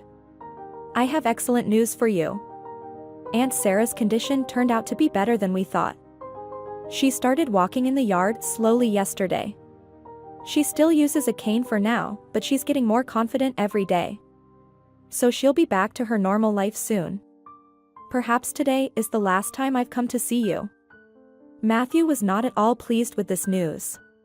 He had assumed that Miss Sarah would be undergoing treatment for a long time, and that meant he would have the opportunity to see Amelie frequently, which had quietly become very important to him, although Amelie herself was unaware of it. "Let's not rush things. She should recover properly first," he hurriedly replied. "Yes, she's eager to do so herself. She's tired of staying at home, and she values her work with you a lot. So she'll return to her duties soon." At first, Matthew was speechless, but then he finally spoke. "Could you occasionally substitute for Ms. Sarah? At least initially, if she finds it difficult? And I can increase her payment." Of course, it was a bit of a trick. It was all sewn with white thread. However, Amelie, it seemed, did not catch the true meaning of the offer and calmly replied. "Matthew, I have my main job. I just agreed to help my aunt temporarily. She was so worried. She was afraid you would hire someone else if her injury turned out to be serious. I can manage everything around the house myself, by the way," Matthew blurted out. "And I can cook, I swear. Am I handicapped or something? Cleaning is not a problem either. Just drop by for 15 minutes when you have time. The apartment immediately becomes cozy when you're here." At this point, Amelie smirked for the first time in Matthew's memory. "What can you do in 15 minutes? Give the apartment a quick look over and dust it off?" "Exactly. That's more than enough, and I can handle the rest on my own. I promise." "No, it won't work that way. How can you accept such payment? Besides, your wife, when she returns from her trip, is unlikely to appreciate it. A housekeeper stops by for 15 minutes, and the owner does all the housework. That's not how it works.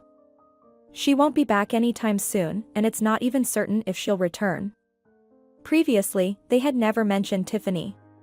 During the very first phone call, Matthew mentioned that his wife was away, and the topic was never brought up again. Besides, what was there to discuss? By default, it was assumed that the landlady was always absent. In any case, you don't get paid for such work. It's not up for discussion, Amelie concluded. Let's see how Aunt feels. Right now, those are just her plans. Nothing is certain. Agreed. Maybe we can go somewhere together again? For example, to an exhibition like last time. Not possible in the near future. I'm leaving for a conference tomorrow. So, I'll prepare a lot of food for today, but perhaps later, why not? There's an interesting exhibition scheduled for next month. I saw the announcement. All right. I'll wait for the next exhibition and your return. 3 more days passed. Matthew was fully immersed in work. They were handing over another major project, so he temporarily put aside personal issues. Besides, he was glad to have the distraction. Tiffany hadn't made any demands yet, she seemed to be waiting. There were no signs of new developments when Miranda called Matthew. He didn't even get a chance to say hello because she blurted it out right away. Do whatever you want. I can't take it anymore. What happened? It's not a phone conversation. Judging by Miranda's voice, she was in a state of hysteria. It seemed so unlike her that it was hard to believe. What other news could he be preparing for? Okay. Let's meet. Just briefly, all right? We have a crisis at work right now. Maybe at the same cafe where we sat last time? No, Miranda sobbed. I don't want to be seen in public right now. There's a small square near the cafe. I'll be there in 15 minutes. As you wish. Matthew was left to wonder. At least it wouldn't take long. He arrived at the meeting place a little early. The day was sunny and clear. A real spring day, even though there was no greenery yet. But the buds on the trees and bushes had already started to swell. The square was preparing for the new season. The paths were already cleared, dry branches were pruned. Next to the currently inactive fountain, there were a shovel and a rake, and birds were chirping animatedly around. They felt at home here. Matthew passed by this little square quite often, but he had no idea it was such a charming corner of nature. Behind the wrought iron fence, a taxi drove by, and soon Miranda appeared on the alley. It immediately became clear why she had refused to come to the cafe.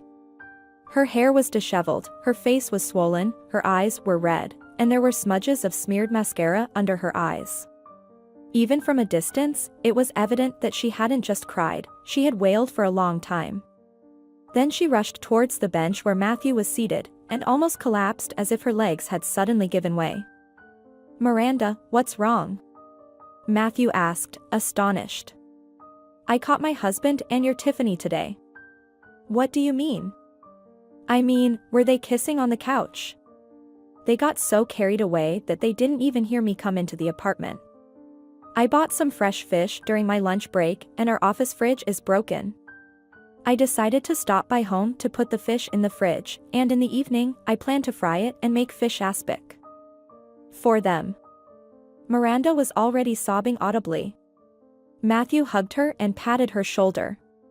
By the way, they had chosen a suitable place for the meeting, as there was no one else in the square besides the two of them, not a soul around except for the birds. So, this quite unusual scene was unfolding without any extra witnesses. Miranda. Come on, calm down. It's certainly horrible. Especially when it happens so suddenly. I know, right? At first, it feels terrible, but it's not the end of the world. Life goes on.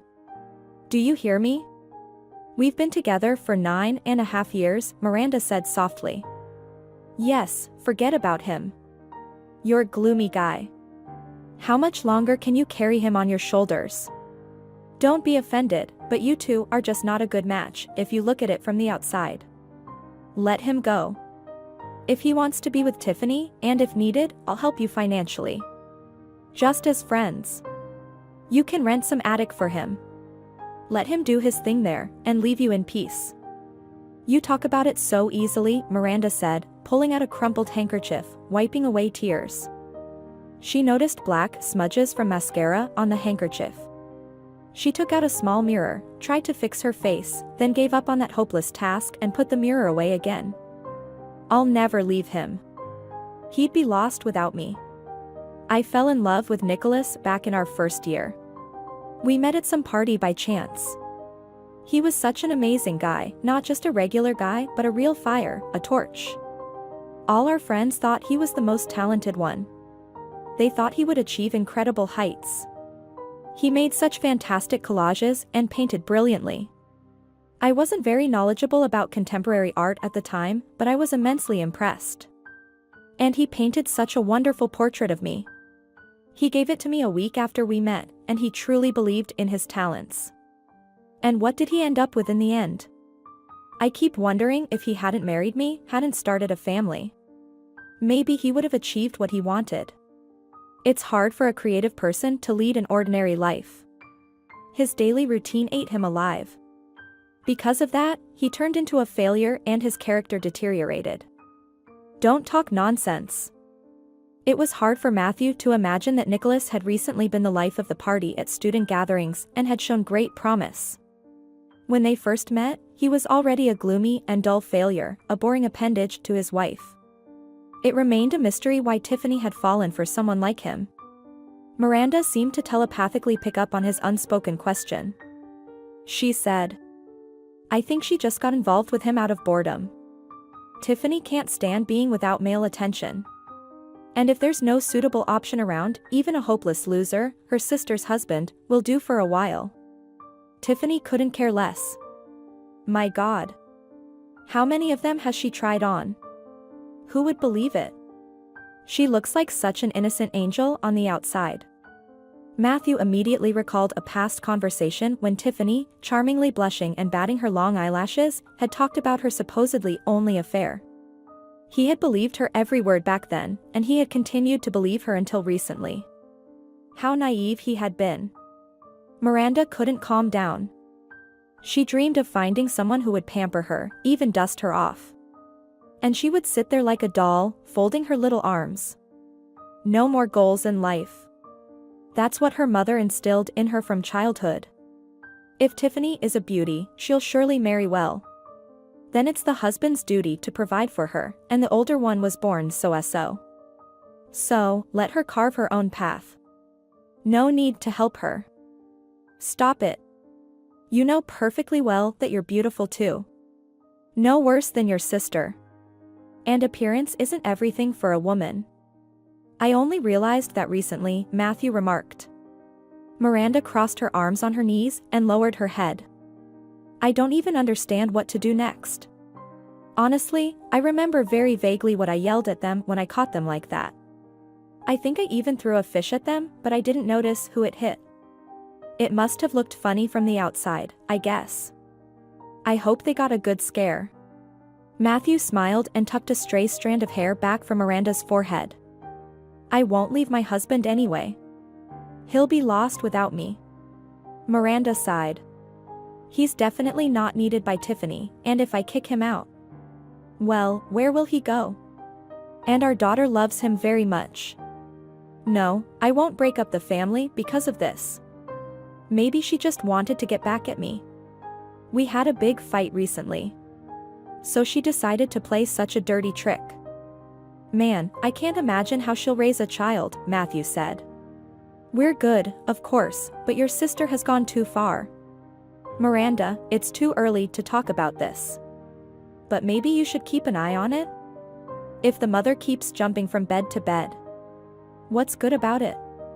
I'll help with money. The child is most likely not mine, but it's not their fault. No, Matthew, there is no child. There never was. What do you mean? I saw the medical certificate with my own eyes. Mother, when she arrived, said we needed to save Tiffany's marriage by any means necessary. It's still uncertain if she'll find another husband as compliant and well off. Well, she described you a bit differently, but that's not important. So, they started saving the marriage by any means. They didn't involve me much. But I overheard them whispering. Mother has a friend in a private clinic. You don't really need to know all these women's tricks, but they managed to obtain the medical certificate. And then? Deception wouldn't have lasted long, right? Tiffany hoped that you would agree to let her return, and then she would try to get pregnant as quickly as possible. It's not such a critical difference in timing. She would come up with some excuse or something to match the dates with the certificate. Wait. Did you know from the beginning? I threatened them that I would tell you. I hate it when people manipulate others with children and pregnancy. In my opinion, it's the most disgusting thing. But mother pressured me. Well, Tiffany is still my sister, even though we don't particularly like each other. I agreed to keep quiet for now. Wow. That's all Matthew could say after such stunning news. His life was turning upside down again. This time, the changes were welcome. Ahead lay the long-awaited liberation from the past. I think I would have told you about the deception sooner or later. It's just terrible what they did. And in general, document forgery is too serious. But today, I couldn't keep it hidden any longer. Tiffany is to blame herself. She shouldn't have provoked me, Miranda added. Are you feeling better? Matthew asked. She did indeed look less agitated after venting. Well, if you can ever feel better after something like this. Then let's go. Where to? To your home, Miranda. Where else?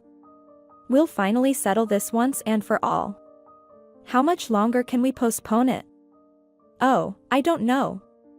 Personally, even looking at them will be disgusting for me. I might not be able to contain myself, I'll probably start shouting again. I won't recognize myself. You know, I never raise my voice, but suddenly I just lost it. Well, at least our daughter didn't hear the scandal at school. But you're right. This can't go on forever. Miranda decisively got up from the bench. It's better to settle everything in one go, right? I just need to freshen up quickly. I don't want to show myself to them in this state. A taxi driver was already giving me weird looks on the way here. Okay, let's go. When I was coming here, I sent a text message to my boss that I'd be at the tax office, so they won't miss me at work. They can manage without me for a while too. On the way, they stopped at a shopping and entertainment center, where Miranda thoroughly freshened up in the ladies' room, fixed her hair, and reapplied her makeup. Now she looked somewhat like herself, although there were red patches on her cheeks that had to be concealed with foundation. When they arrived in front of their own building, Miranda asked Matthew. Please, keep everything under control, okay? I'm just afraid I won't be able to hold back again. It's amazing how I haven't grabbed Tiffany by the hair yet. It's embarrassing. I've always considered myself a restrained and well-mannered person, and here, suddenly, I acted like a market woman. All right. If you start making a scene, I'll take you to another room, Matthew smiled. It's easier for you. You've already gone through infidelity. Found something to envy, huh? There was no elevator in the building. They climbed up to the 4th floor on a narrow staircase. On the 3rd floor, a door suddenly swung open outward, revealing an old lady with gray curls. Miranda. What happened at your place recently? I heard such shouting, right above my head. I got scared and was about to call the police. But it quickly quieted down. Ms. Martha. Please forgive us, Miranda mumbled embarrassedly. It must have been Nicholas, accidentally turning the TV up to full volume, and they show all sorts of things in movies these days. Maybe he was watching some action movie or crime drama. So, everything is fine. I spoke with him on the phone recently. The neighbor cast a suspicious glance at Miranda and Matthew, but replied in a friendly tone. No problem, Miranda. And don't get me started on TV, it's nothing but fights and scandals these days. I hardly ever turn it on now. They didn't bother ringing the doorbell. Miranda opened it with her own key. Nicholas immediately peered into the cramped hallway. Miranda. I'll explain everything. I didn't mean to.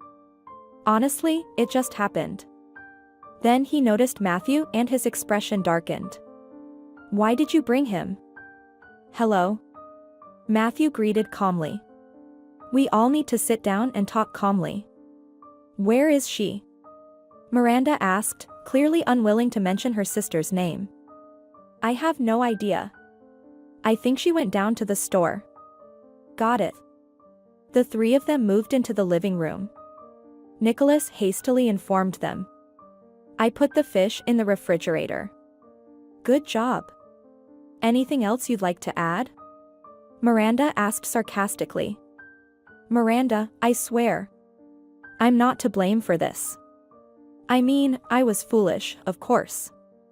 But it happened accidentally. I was sitting at the computer, working on a new project for a competition, and then your sister started chatting. One word led to another. You can't imagine. I didn't even notice how I ended up next to her.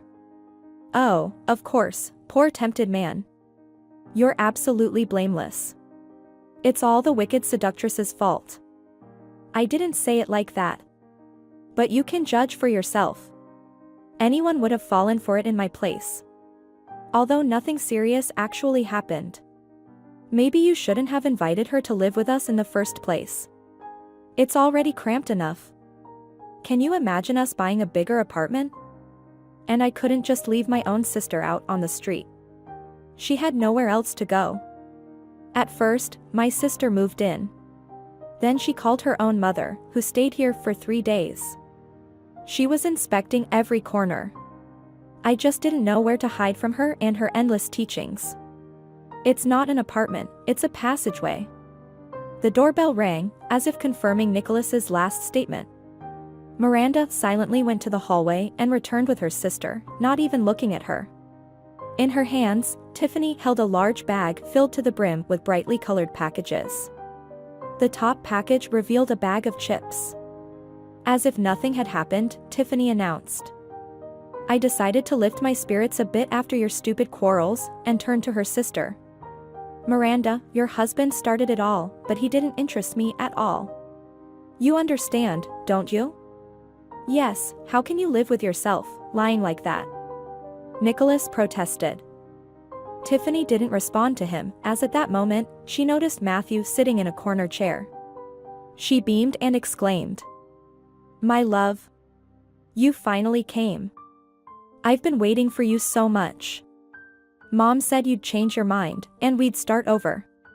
As always, she was right. Tiffany looked just as lovely as before.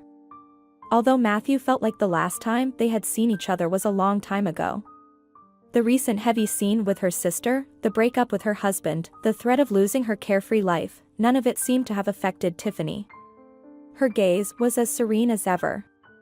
Her golden locks lay neatly on her delicate shoulders. A light blue sweater matched the color of her eyes and accentuated her slender figure.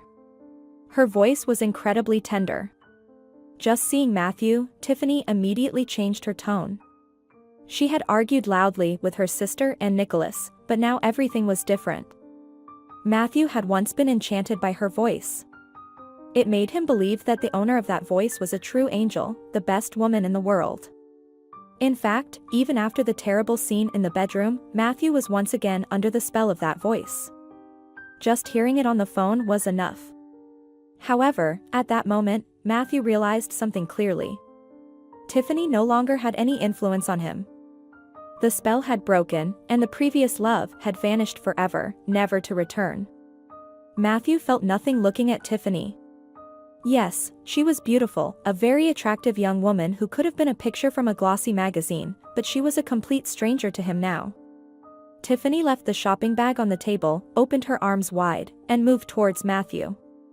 She seemed genuinely surprised when she caught his cold gaze and abruptly stopped just a couple of steps away. Are you still mad at me? Enough already. It's time to move on. You were the one who chose your friends so carelessly. I'm not to blame for any of this. I fell for your friend's deception myself. My mother explained everything to you, didn't she? Matthew distanced himself from her with a disgusted expression and said, Stop this act. I know the pregnancy is fake. But Tiffany refused to give up and continued to be persistent. It was Miranda who told you this, right?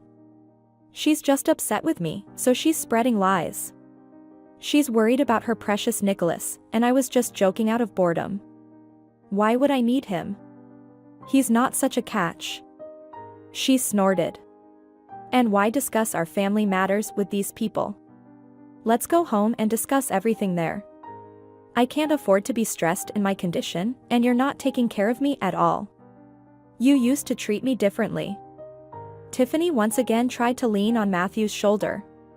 That's when he simply stood up and moved to the opposite wall to put as much distance between himself and his wife as possible. Do you even realize that forging documents is a criminal offense? Miranda interjected. What were you and your mother thinking? And you set up her friend too. Do you consider this a game? You're so used to getting away with everything. Tiffany shrugged indifferently. So what? I didn't personally do anything, nor are they my problems. But you're a real traitor. You couldn't support your only sister. I knew you would spill the beans. You've envied me all your life, and now you're seeking revenge out of spite. Of course, you're pinching pennies, living with your secondhand clothes, and supporting a loser of a husband. Do you want me to live in such poverty too?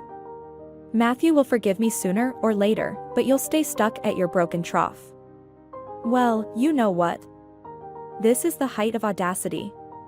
You can leave my wretched home right now. The atmosphere in the room had heated up.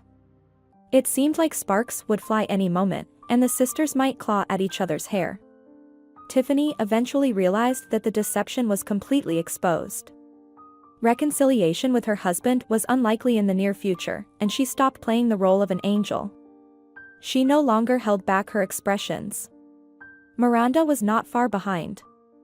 The two men had been watching the heated argument unfold for some time. Then Matthew couldn't take it anymore.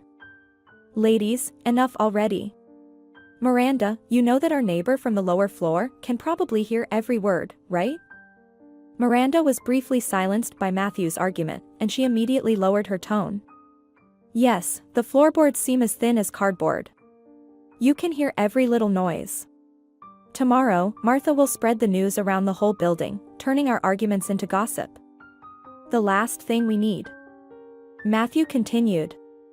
So, both of you, calm down. The sisters did eventually fall silent. Tiffany looked at Matthew in surprise. The man who had been so in love and submissive to her was now indifferent. It was still hard for her to believe that her husband was lost to her forever, that she no longer had any influence over him. Adapting to this thought was difficult after 2 years of carefree life. Meanwhile, Miranda regained her composure and spoke in a calm voice. All right. Let's not give any more reason for gossip. Tiffany, I repeat, you can gather your things and go anywhere you want right now. You can even take Nicholas with you. This miserable place was bought with my money. Our daughter, of course, stays with me, and I won't hold both of you back. Are you out of your mind? Tiffany exclaimed. Where would I go? Back to my parents in the provinces? Not in a million years. Nicholas, too, didn't stay silent. Miranda, please forgive me. I swear this is the first and last time. Really, nothing serious happened. I won't even look at anyone else again. Will you destroy everything we've had for almost 10 years over one mistake? Miranda replied. You know, those were tough 10 years for me. Miranda, I'll change, I promise. I'll find a job, and I'll do anything to make it up to you. I love you. I can't imagine my life without you and our daughter. Will you forgive me? Should I get down on my knees? Begged Nicholas. Go ahead, then. Nicholas immediately knelt in the middle of the living room. The scene resembled something straight out of a melodrama. Miranda was moved. All right, you can get up. We'll forget about today. I'm not a perfect wife either. No. You're absolutely perfect. Nicholas hurried to assure her. I'm lucky to have you. And so, one married couple reconciled. However, the situation was quite the opposite for the other. Tiffany exclaimed. So, you're all together now, is that it? And what about me? Where do you suggest I go? I don't plan on staying here myself. Matthew doesn't seem willing to accept me, although I am his legal wife, by the way. Matthew replied, this is temporary, we'll correct this mistake soon. Don't even think about delaying the divorce. Because of the forged certificate, your position is shaky now. All of this can easily unravel. Then Miss Patricia and the other participants won't be happy. Try proving that. Tiffany smirked. I will try. If you force me to. Do you really think you can outwit the lawyers at my firm? Tiffany pouted and fell silent for a moment. Then she finally responded. Yes, it seems like there are no more nights these days. My mother is right. But where do you suggest I go now? A hotel is expensive.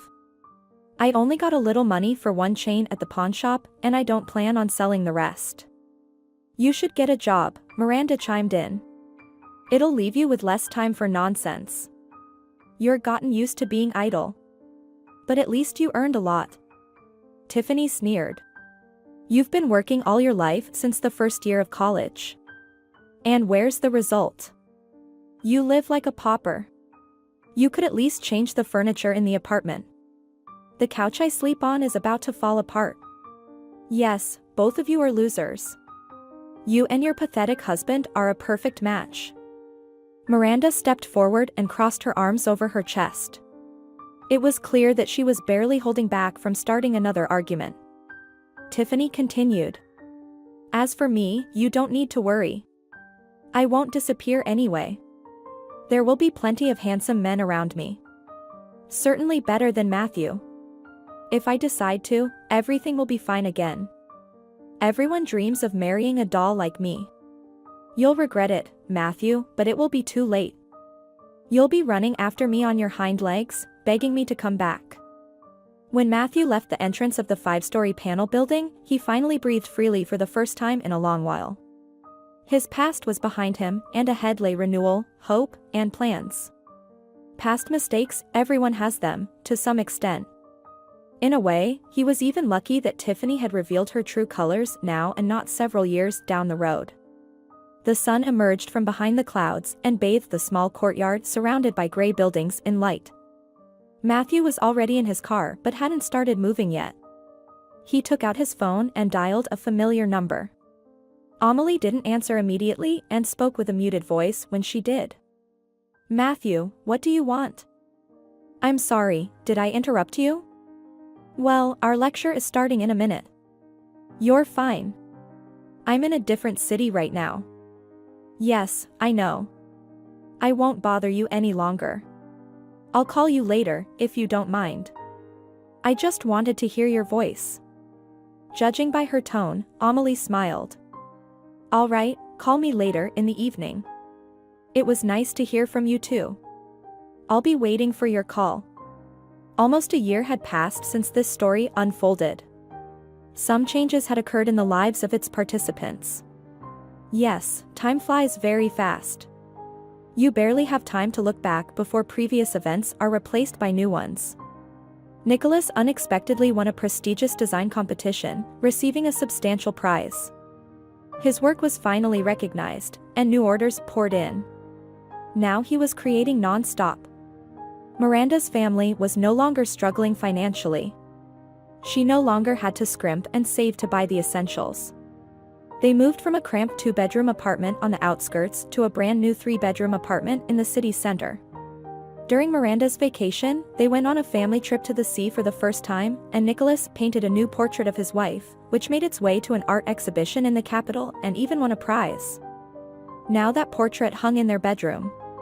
Nicholas never found out about his wife's only indiscretion, it remained a secret.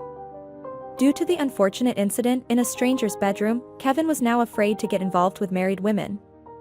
However, he did meet a lovely, charming girl, and it seemed like they were getting serious. Kevin occasionally ran into Matthew through mutual acquaintances, but their friendship was not rekindled. Some things are not easily forgotten. After the scandal that erupted between the sisters, they still barely spoke unless necessary and avoided seeing each other. Matthew had to help Tiffany find a small rental apartment and provide financial support for a while. It was cheaper and easier than continuing to listen to her complaints and demands. As a token of gratitude, Tiffany no longer opposed the divorce, and it was finalized relatively quickly. The conditions in her new apartment were not what she was used to, but she managed to adapt. With their combined efforts, they managed to secure her a position as a secretary and assistant in a large firm. Kevin also played a role in getting her a job. By the way, he was very relieved that he got off so easily. At her new job, Tiffany immediately set her sights on her boss, only to her disappointment, she found out that women didn't interest him at all. Tiffany quickly quit. She then found another job through a classified ad, but that didn't work out either. To this day, she hopes to find a husband or at least a lover like Matthew. She takes great care of herself and continues to look stunning, although now she has to save money and buy clothes and cosmetics on sale. In her free time, she frequents dating websites and sifts through men's profiles. She engages in correspondence with a few, and some of them she arranges to meet in person. Unfortunately, none of the candidates have met Tiffany's expectations. In reality, most of these wealthy bachelors with country houses, successful businesses, and foreign cars turn out to be completely different from what they seem. Many can't even pay the restaurant bill or give a lady a bouquet. It's clear that such candidates do not satisfy Tiffany, so her search continues. Occasionally, she visits her parents for a few days to relax and vent about her life. Despite her failures, Tiffany still firmly believes that everything should come easy for a beautiful woman. Perhaps one day, life will teach her another lesson, although it's unlikely that this gold digger will ever change. As for Matthew, he's in a relationship with Amelie. It's a different kind of feeling. Not the madness that consumed him after his first encounter with Tiffany. He and Amelie have a stable, calm relationship. There are no intense passions, just a deep sense of comfort with each other. Each has their own life, space, and interests, but there is a certainty that they made the right choice. Amelie once confessed that she had been thinking about Matthew constantly since their first meeting but had considered him unattainable back then. So, she had kept her distance. Now, everything has changed. They haven't discussed marriage yet, but friends and acquaintances suspect that a wedding is on the horizon.